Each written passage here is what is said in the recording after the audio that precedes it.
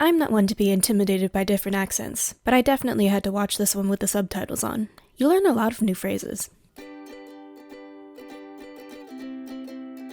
Welcome to The Bright Side, a place where we talk about our favorite things. I'm Maddie, and put on the cranberries because today we're talking about Derry Girls.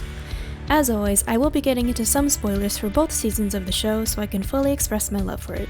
You have been warned.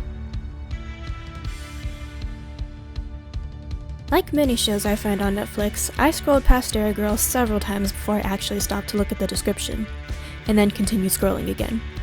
One day, I heard my mom laughing from another room and I found her watching it, so naturally I started watching too. With only 6 episodes per season, it didn't take us long to finish, and I immediately went back to watch the episode I had missed.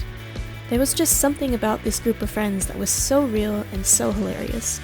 It quickly became my go-to comedy, and I've already lost count of how many times I've watched the show.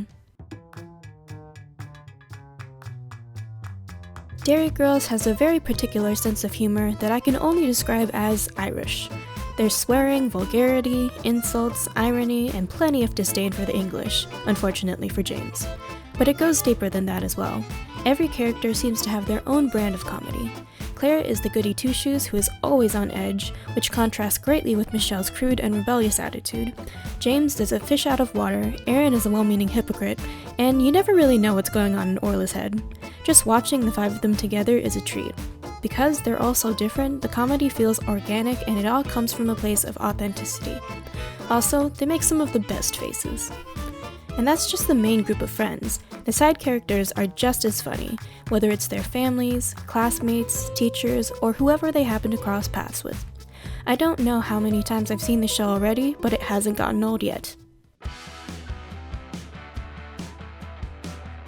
Besides being absolutely hilarious, each character is distinct and well-rounded. Even the side characters are pretty fleshed out. Whether it's Sister Michael, the school's headmistress and master of the eye roll, Jenny Joyce, the rich, annoying prefect, or Fanula, the chip shop owner, they all have something memorable about them. I mean, Father Peter's only in 2 episodes, and he already has quite the backstory. As for the main group of friends, they all feel like someone you went to school with. They're flawed, misguided, and more often than not, they're just trying to figure life out. And even though the show is about a group of teenage girls and one English boy, romance isn't really a main focus. Sure, they have crushes, but it's the friendship between these 5 characters that's really at the heart of the show. It's so much fun watching all of their misadventures. There are plenty of TV shows about teenagers, but Derry Girls stands out for a number of reasons. As I've said before, it's very female-driven, but it's much more focused on platonic relationships instead of the romantic ones. It's hilarious, but it can still hit you right in the feels, and as outrageous as it can be sometimes, it's still believable. While there is a certain continuity within the show, every episode is like a self-contained descent into chaos. It's extremely entertaining to watch. Despite how specific the setting is, the story and characters feel universal.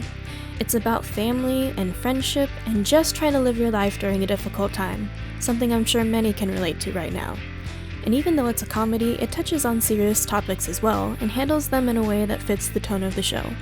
Whether it's the exoticism attached to outsiders, Claire's coming out, or the actual political climate of Ireland in the 1990s, these characters take everything in stride and occasionally learn from their mistakes. They're not perfect, but they all gradually progress over the course of the show. In the end, they all accept each other for who they are. There are certain shows you can just watch on repeat without getting bored, and Derry Girls is definitely one of them. Even before the global pandemic hit, this show quickly made its way into my rewatch rotation. It's good for any occasion, especially when you need a good laugh, and it's downright comforting. Maybe because it's a comedy, or because of its use of 90s music and nostalgia, or maybe because of its relatable characters and coming-of-age story, this show really resonates with its audience, and is very easy to watch again and again. As much as I've tried to explain why I love this show, words simply can't do it justice. There's just something about Derry Girls. It can be ridiculous, but still honest, cringy, but heartwarming, specific, but universal. And even though all is not necessarily well in Derry, it's still a fairly light, positive show and a welcome break from reality. Although Season 3 has been delayed because of the pandemic, on the bright side, you can still watch the first 2 seasons as many times as you want. Thank you for watching The Bright Side on the Daily Fandom's YouTube channel. Now, you might have heard we just rebranded and we're no longer at thedailyfandom.com, but instead at thedailyfandom.org. So if you want more of the Daily Fandom content and you want to keep updated with our new rebrand and the wonderful additions we're making, then head to thedailyfandom.org.